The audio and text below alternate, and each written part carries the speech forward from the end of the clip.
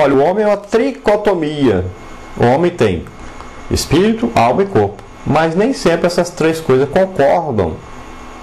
Embora seja o mesmo ser, às vezes a alma quer uma coisa, o espírito quer outra e o corpo quer outra. De manhã cedo para ir para a escola dominical domingo, às vezes o corpo não quer ir de jeito nenhum, o corpo quer dormir. O espírito quer ir, quer aprender a palavra de Deus. Se a alma estiver alimentada pela palavra de Deus, ela vai concordar com o espírito, eles vão vencer o corpo e vão para a escola dominical. Mas, se a alma não estiver edificada na palavra de Deus, não estiver forte, então a alma vai concordar com o corpo e vão ficar na cama e não vão para a escola bíblica dominical. Então a luta que existe interna entre o homem. E nós sabemos que a palavra de Deus diz que o espírito cobiça contra a carne e a carne contra o espírito. E aí uma divisão terrível, o homem luta contra si mesmo. Já Deus não é assim. Deus é Pai, Filho e Espírito Santo. E os três, são três pessoas, mas todos três concordam num só. É Deus mesmo. Então não existe discórdia, não existe um querendo fazer uma coisa e outro não. Então Deus Pai planeja, Jesus Cristo executa e o Espírito Santo revela. Depois ele fala aí sobre a pré-existência com Deus, antes da criação do mundo. Você veja Colossenses 1, 15 e 19, né? Ele era uma pessoa existente desde a eternidade, distinto de Deus Pai, mas em eterna comunhão com Ele. Então é uma pessoa, Deus é Pai, Filho e Espírito Santo. São três pessoas, Jesus é uma pessoa. Mas sempre existiu, Jesus não foi criado. Não existe nenhuma palavra na Bíblia dizendo que Jesus foi criado um dia. Não, ele já existia. Desde quando? Desde quando Deus existe. E desde quando Deus existe? Sempre Deus existiu. Não existe princípio de dias, nem fim de dias para Deus. Deus não passou a existir em determinado momento. Todas as coisas que foram criadas por Deus. E sem Jesus, nada do que foi criado se fez. Porque Jesus é a ação para fazer. Para acontecer qualquer coisa, precisa de Jesus. Para ser criada qualquer coisa, precisa de Jesus. Então, João revela a pré-existência com Deus, dizendo que antes de existir qualquer coisa, Jesus já existe. E Jesus é Deus, é eterno. E João também fala de Cristo como divino. O Verbo era Deus, ele diz bem claro. Então, ele tinha a mesma natureza de Deus. Veja Colossenses 2,9, veja Marcos 1,11. Depois, João fala sobre o relacionamento entre o Verbo e o mundo. Depois, então, João vem falando sobre o relacionamento entre o Verbo e o mundo. Foi por intermédio de Cristo que Deus Pai criou o mundo e o sustenta. Você pode ver Colossenses 1,17, Hebreus 1,2, 1 Coríntios 8,6. Você pode ver, então, que existe um relacionamento entre o Verbo e o mundo. Não existe um mundo sem Cristo. Ele sustenta todas as coisas pelo seu poder. Se Jesus de repente falasse, eu não quero mais saber do mundo, o mundo se acabava na mesma hora. Ele que sustenta todas as coisas. E existe um relacionamento também entre o Verbo, entre Jesus e a humanidade. Veja que o Verbo se fez carne. Versículo 14 diz isso para nós. Então, se fez carne, o que quer dizer isso? Se humanizou. Jesus diz lá em João capítulo 10, ele diz, olha, eu sou o bom pastor dá a vida pelas suas ovelhas. E ele identifica-se, ele diz, olha, aquele que entra no mundo pela porta no curral das ovelhas, esse é o bom pastor. Essas ovelhas ouvem a sua voz. Ele chama cada um pelo seu nome. Quem veio do céu e nasceu na terra, entrou no curral, que é a terra, pela porta, ou seja, a porta do nascimento físico, nasceu como homem aqui na terra, foi Jesus. Esse é o bom pastor. Então, Jesus se humanizou, o Verbo se fez carne. A palavra de Deus, a revelação da palavra de Deus a nós, para que nós víssemos a revelação da palavra, era preciso ver Jesus. E nós vimos, ele veio ao mundo. Nós cremos nisso, temos certeza disso. Vimos Jesus? Não. E ele diz, mais bem-aventurado aquele que crê sem ver, do que aquele que viu e creu. Então, em Jesus, Deus se tornou ser humano, com a mesma natureza do homem, mas sem pecado. Lembre-se disso. Este é o postulado básico da encarnação.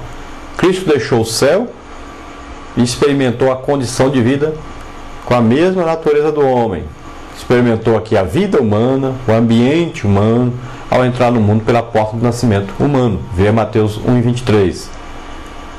Então João, lá na primeira epístola de João, João ainda diz, olha, nós vimos o verbo de Deus, nós tocamos nele, encostamos nele, comemos juntos, andamos juntos por toda parte, conversamos com ele, abraçamos ele.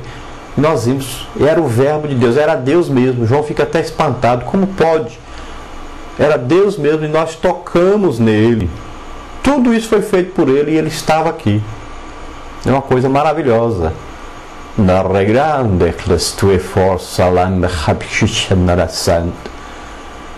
Você precisa sentir, você precisa perceber isso espiritualmente, esta revelação maravilhosa de Deus. Então João diz que no princípio com Deus. Cristo então não foi criado, ele é eterno, ele sempre esteve em comunhão amorosa com o Pai e com o Espírito Santo. Você pode ver Marcos 1:11. João fala também sobre a vida, a luz dos homens, de Jesus é a luz dos homens. Cristo é a personificação da genuína e verdadeira vida. Veja aí João 14:6, 17:3. Sua vida era o que? A luz para todos, isto é, a verdade de Deus, sua natureza, propósito e poder. Então tornam-se aí disponíveis a todos por meio de Deus, de Jesus Cristo. Veja João 8:12, 12:35, aí no versículo 35, 36, 46, falando sobre isso. Então ele é a luz, ele gera vida. Ele é que vem trazer então a palavra de Deus revelada, a ação dessa palavra de Deus. E João fala sobre a luz resplandecendo nas trevas. Então a luz de Cristo brilha num mundo mau e pecaminoso, controlado por Satanás. Então a maior parte do mundo não aceita sua vida, nem sua luz. Mesmo assim as trevas não a compreenderam, isto é, prevaleceram contra ela. Então mais gente não aceitou a luz, não creu na luz, não aceitou Jesus como Senhor e Salvador, do que aqueles que aceitaram a luz, que receberam a luz, que creram em Jesus Cristo como o único Senhor e Salvador. Ele é a palavra revelada de Deus, ele vem a nós. Agora precisa que a pessoa livremente possa escolher isso, seguir a Deus, aceitar ou rejeitar a mensagem, é livre para cada um. Além da luz de Cristo, não há outra mediante a qual possamos conhecer a verdade e sermos salvos. Não existe possibilidade em outra pessoa para que haja salvação, só através de Jesus Cristo. Então João diz que o mundo não o conheceu. O mundo se refere então à totalidade da sociedade organizada e que age independente de Deus, da sua palavra, do seu governo. O mundo aqui significa então todas aquelas pessoas que não creem, que mesmo ouvindo o Evangelho não querem saber, e outras que negam a existência de Deus, e outras que tentam de todas as maneiras viverem como se Deus não existisse, né?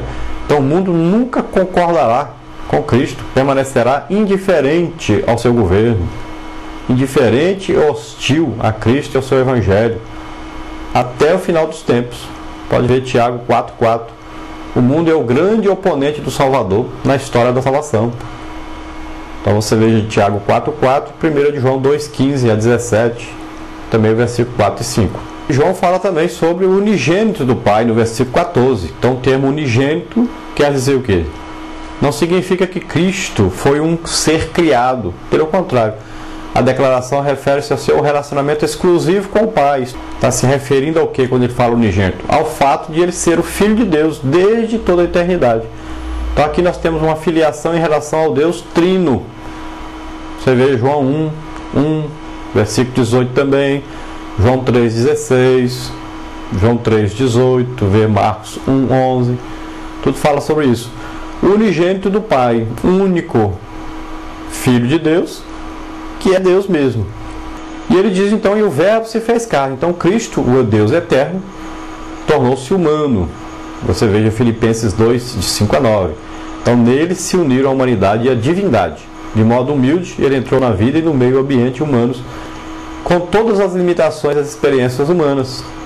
você veja aí João 3,17, 6,38 a 42, 7,29, 9,5, João 10,36. Tudo isso fala sobre isso.